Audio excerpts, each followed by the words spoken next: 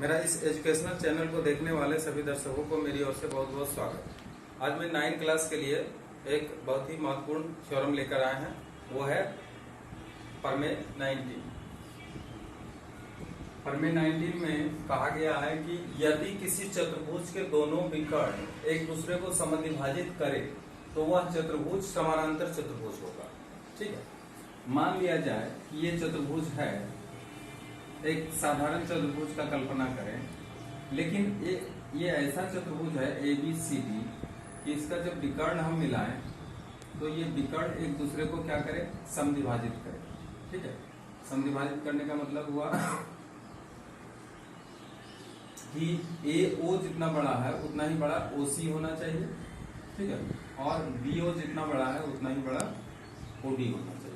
तो ये अगर है तो हम कैसे साबित कर सकते हैं कि ये एक समांतर चतुर्भुज है। तो देखिए, कल्पना किया कि ABCD एक चतुर्भुज है ना। क्या है? एक चतुर्भुज जिसका विकर्ण AC तथा BD एक दूसरे को O बिंदु पर इस प्रकार काटती है कि AO बराबर OC तथा दूसरा है BO बराबर OD। तो हमें साबित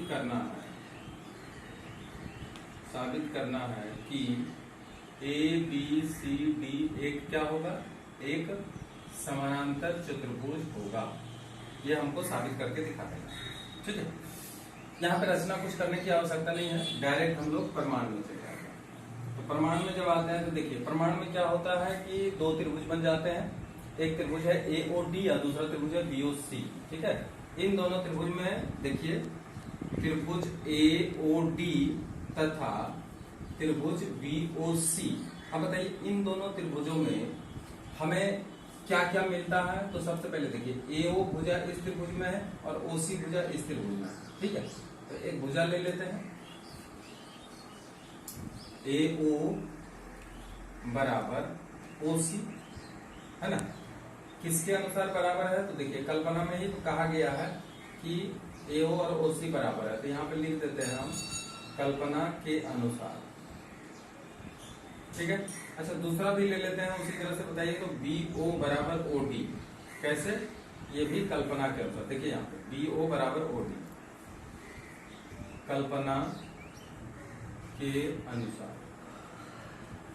ठीक है, अब एक और हमें लगेगा। तो देखिए, एक सरल रेखा अगर दूसरी सरल रेखा को काटती है तो समूह कोण आपस में बराबर होते हैं। तो बताइए, angle AOD is equal to angle BOC।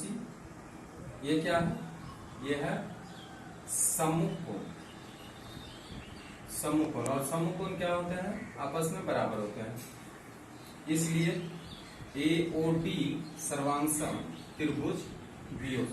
अच्छा, सर्वांगसम जब हो जाते हैं तो इन दोनों त्रिभुजों में अब जो शेष इसके अंग होते हैं वो आपस में बराबर होते हैं। यानी ये कोण बराबर इस कोण के हो जाएंगे और ये कोण बराबर इस कोण के हो जाएंगे। ठीक है, तो चूंकि देखिए, ये कोण और ये कोण अगर बराबर हो गया तो ये दोनों एकांतर कोण है, और एकांतर कोण होने से क्या होगा कि AD और BC दोनों समानांतर हो जाएगा। तो यहाँ पे लिखेंगे, इसलिए एंगल ADB बराबर एंगल DBC। और ये कैसा कोण है? और ये एकांतर कोण। तो एकांतर कोण अगर बराबर हो जाते हैं तो भुजाएं क्या होती है? समानांतर हो जाती है। एकांतर कोण है, इसलिए AD समानांतर BC।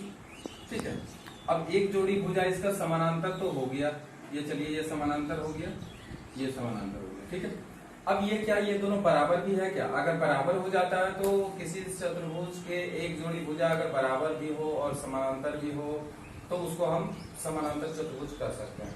तो देखिए, चूंकि त्रिभुज AOD सर्वांग सम त्रिभुज BOC, इसलिए AD बराबर BC भी तो है। तो देखिए अगर सर्वांगसम हो गया तो ये भुजा और ये भुजा बराबर भी है, और दूसरा अगर सर्वांगसम हो गया और एकांतर कोण बराबर हो गया तो समानांतर भी है। तो लिख देंगे इसलिए चतुर्भुज ABCD में क्या क्या मिला बोलिए, AD बराबर BC और AD समानांतर भी मिल गया है BC, अतः ABCD एक क्या होगा, समानांतर चतुर्भुज होगा, और यही क्या हो गया, प्रूफ। अब देखिए एक प्रमेय है 20, इसमें कह रहा है कि किसी त्रिभुज के किन्हीं दो भुजाओं के मध्य बिंदु को मिलाने वाली रेखा तीसरी भुजा के समानांतर और आधी होती है। तो देखिए यहाँ पे तीसरी भुजा का बात आ गया, तो तीन भुजा होती है।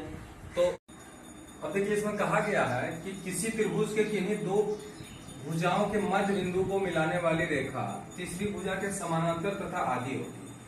तो मान लीजिए कि ये त्रिभुज है ना, ABC। अब दो भुजा, ये मान लीजिए फर्स्ट भुजा, ये सेकंड भुजा, ये थर्ड भुजा। तो दो भुजा के मध्य बिंदु यानी AB का मध्य बिंदु मान लिया जाए, ये ले लिए हैं, और AC का मध्य बिंदु भी ले लिए हैं। नाम दे देते हैं इसका, AB का मध्य बिंदु मान लिया जाए D है, और AC का मध्य बिंदु E है। ठीक है, तो D और E क्या किए हैं, हम AB तथा AC का मध्य बिंदु ले लिया। अब इसको अगर हम मिला देते हैं तो ये जो भुजा होती है, ये भुजा कह रहा है कि तीसरी भुजा के समानांतर भी हो जाएगी, और इसके साथ साथ ये इसका आधा भी हो जाएगा। यही हमको साबित करना है। ठीक है, तो देखिए कल्पना किया कि ABC त्रिभुज के AB तथा AC का मध्य बिंदु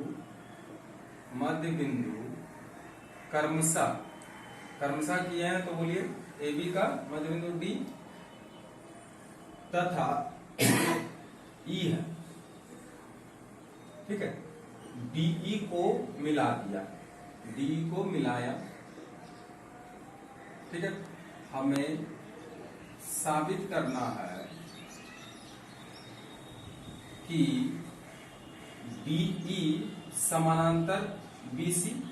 पहला तो साबित करना है कि ये जो मध्य बिंदु के मिलाने वाली जो रेखा है वो तीसरी भुजा के क्या हो जाएंगे, समानांतर। और दूसरा कह रहा है कि यही भुजा क्या हो जाएगा, तो BC का आधा हो जाएगा। तो देखिए यहाँ पे दो चीज हमको साबित करना है। एक कहा कि DE समानांतर BC साबित कर दीजिए, और दूसरा कहा है कि DE बराबर 1/2 BC साबित कर दीजिए। तो इसके लिए क्या होता है, कुछ हमें रचना करना पड़ता है। तो चलिए रचना करते हैं। रचना फिगर में देखिए, रचना में क्या करते हैं, जितना DE है उतना ही बड़ा इसको अपने सीध में आगे की तरफ बढ़ाते हैं, उतना ही बढ़ाते हैं। जैसे DE है तो EF तक बढ़ा दिए, और F को क्या करते हैं, C से मिला दिए। ठीक है, तो ये हम रचना कर लिए हैं। तो देखिए रचना में क्या है, लिखेंगे DE को अपने ही सीध में DE के बराबर EF तक बढ़ाया, एवं F को कहां से मिला दिया, C से मिला दिया, ठीक है। अब प्रमाण में देखिए हम लोग किस तरह से इसको साबित कर सकते हैं। तो प्रमाण में देखिए यहाँ तो जितना DE है उतना ही बड़ा EF लिए है। तो अगर ये दोनों त्रिभुज को सर्वांगसम करना होता है, अब क्यों करते हैं सर्वांगसम, तो आगे क्लियर हो जाएगा। अभी पहले देखिए कि ये दोनों को हम सर्वांगसम अगर करते हैं तो इसमें क्या क्या जरूरत पड़ेगा। सबसे पहले तो एक भुजा अगर ले तो DE बराबर EF हो जाएगा, एक इस त्रिभुज में होगा, इस त्रिभुज में होगा। दूसरा अगर हम लें तो AE और EC दोनों आपस में बराबर होगा। क्यों बराबर होगा, क्योंकि प्रश्न के अनुसार कि ये AC का मध्य बिंदु E है, तो AE जितना बड़ा होगा उतना ही EC होगा। ठीक है, तो दो भुजा ले लिए हैं, और अब जो है ये कोण दोनों समूह कोण है, ये दोनों भी आपस में बराबर होगा। तो हम पहले सर्वांशम करते हैं, आप देख लीजिए इसको पहले, उसके बाद फिर धीरे धीरे समझ में आ जाएगा। त्रिभुज ADE तथा त्रिभुज ECF में क्या क्या लिए हैं? AE बराबर EC। अब यहां तर्क देना पड़ेगा कि आखिर AE बराबर EC कैसे हुआ। तो लिखेंगे चूंकि AC का मध्य बिंदु क्या है? मध्य बिंदु E है और AC का मध्य बिंदु है, तो निश्चित रूप से AE बराबर EC होगा। अच्छा, अब देखिए DE बराबर EF, ये कैसे हुआ? रचना के अनुसार, क्योंकि रचना में देखिए हम किए थे DE के बराबर EF काटे थे, रचना के अनुसार लिख दिए हैं। क्लियर है यहां तक? अच्छा, एंगल AED बराबर एंगल FEC। अच्छा, ये कैसे हुआ? तो लिख देंगे सम्मुख कोण है, ये दोनों सम्मुख कोण है इसलिए बराबर होगा।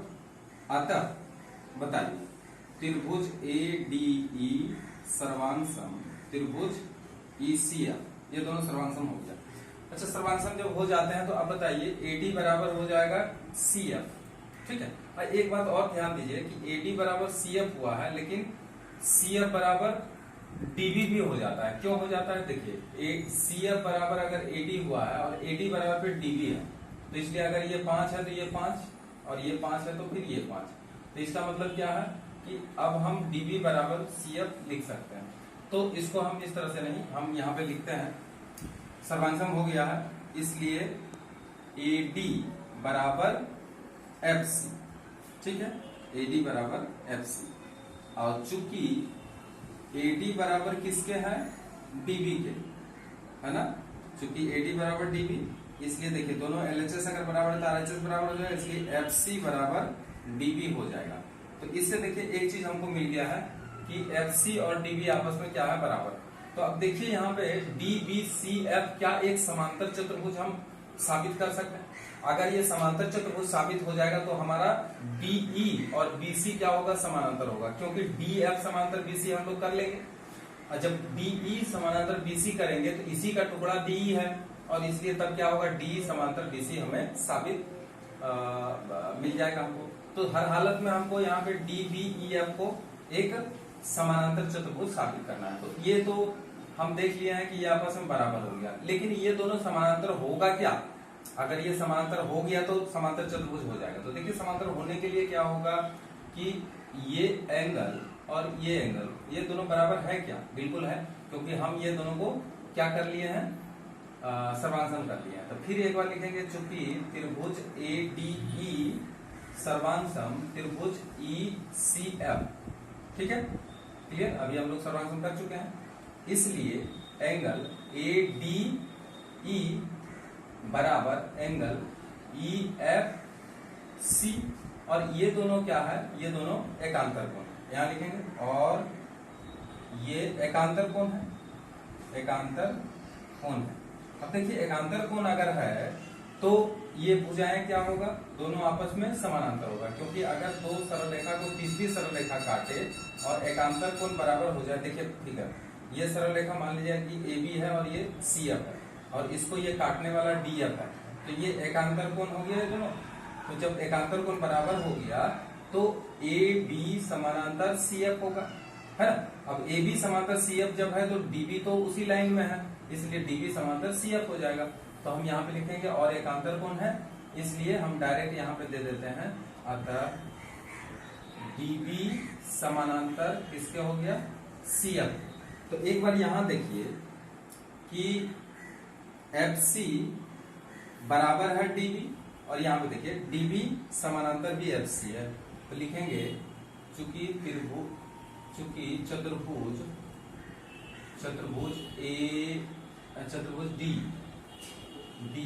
DBCF में, ठीक है, क्या क्या मिला बोलिए? DB बराबर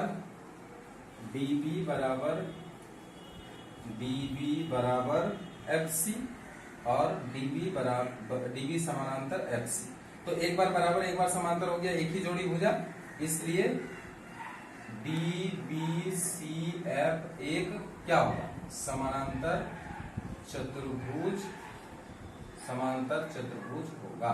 अच्छा, ये समांतर चतुर्भुज हो गया, लेकिन अब हमको साबित क्या करना है वो भी थोड़ा सा देख लीजिए। हमको साबित करना है DE समानांतर BC और DE 1/2 BC, मतलब DE क्या है, BC का आधा। तो ये जब समानांतर चतुर्भुज हो गया तो अब बताइए कि BC समानांतर DF होगा, लिखेंगे, इसलिए BC समानांतर DF। अच्छा, DF के ही लाइन में DE है, तो इसलिए हम लिख सकते हैं BC समानांतर DE। अब इसको उल्टा कर दें, इसलिए DE समानांतर BC। Number 1 proof. अब नंबर 1 प्रूफ हुआ। अभी देखिए DE समानांतर BC। अब दूसरा जो साबित करना है कि DE बराबर 1/2 BC, तो इसके लिए फिर एक बार देख लीजिए, चूंकि DE प्लस EF, गौर करिए, बराबर BF, ठीक है, DE प्लस EF बराबर DF। अगर DE और EF को जोड़ देते हैं तो DF के बराबर हो जाता है। या 2DE, अच्छा 2DE क्यों लिए हैं, तो देखिए यहाँ पे जितना DE है उतना ही EF है ना, रचना के अनुसार। तो इसको हम 2DE लिख सकते हैं, या 2DE बराबर DF के जगह पे, यहाँ पे देख लीजिए कि DF के जगह पर हम और क्या लिख सकते हैं, DF के जगह पर BC लिख सकते हैं। क्यों लिख सकते हैं, क्योंकि ये समानांतर चतुर्भुज हो चुका है, इसलिए BC जितना बड़ा है उतना ही DF होगा। तो इसलिए 2DE बराबर यहाँ पे लिख सकते हैं DF के जगह पे BC। इसमें ब्रैकेट में दे दीजिएगा, चूंकि DBCF एक क्या हो गया, समानांतर चतुर्भुज है। अब समांतर चतुर्भुज है तो इसलिए क्या हो जाएगा, BC बराबर DF, इसलिए DF के जगह हम BC रख दिए, या DE बराबर क्या होगा 1/2 BC, और ये सेकंड और यही हो गया प्रूफ। तो इस तरह से DE बराबर 1/2 BC साबित हो गया। तो आज 19 थ्योरम देख लिए हैं और उसके साथ साथ 20 थ्योरम भी देख लिए हैं। आप इस थ्योरम को रिपीट करके देख लीजिए अगर दिक्कत हो तो, और फिर इसे तैयार करिए। ये परीक्षा के लिए बहुत ही इंपॉर्टेंट है, ये BBI है, तो इसको अच्छा से दोबारा देख लीजिए और इसको समझ लीजिए। Thank you.